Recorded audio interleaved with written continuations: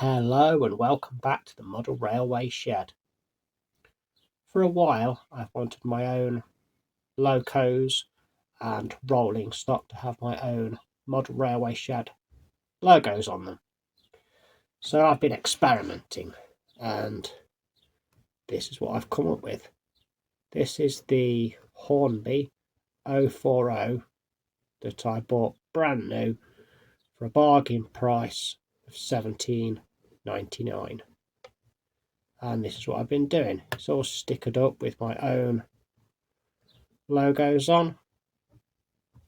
It's not finished yet, it's just a bit of an experiment, but I quite like the look of it. I think it would look really good if it was painted on. Just a really quick video, guys, to show you that today. And I'd just like to have a quick message to say thank you to everyone who's liked and subscribed to my channel. It's very much appreciated. Thank you, everyone.